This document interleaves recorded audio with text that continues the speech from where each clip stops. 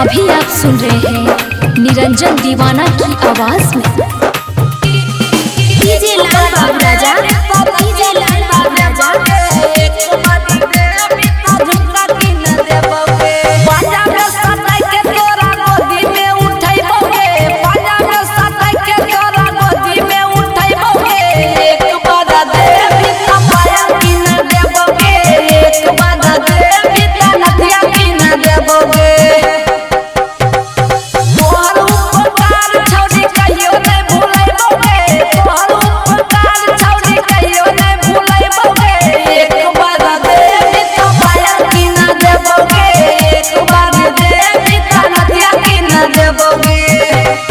DJ लाल बाबू राजा, DJ लाल बाबू राजा।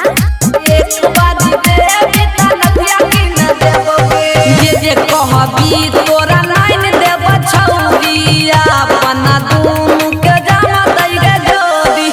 जे कहबी तोरा लाइन देव छौरी अपन दूनु के जामा दई गे जोड़ी। तोहर उपकार छौरी केकरो नहीं बतैबोगे, तोहर उपकार छौरी केकरो नहीं बतैबोगे।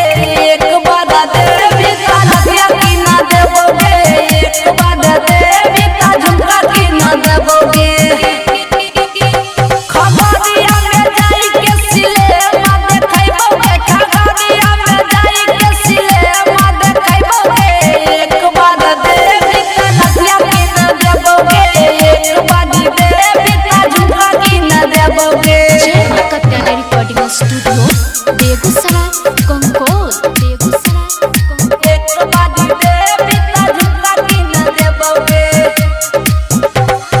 16 के उमर छौ चढ़ल छौ जवानी, गाँव के छौरा सब कर मना मानी। 16 के उमर छौ चढ़ल छौ जवानी, गाँव के छौरा सब कर मना मानी। राइत देश से तोरा मिलैबोगे, छौरा निरंजन से तोरा मिलैबोगे।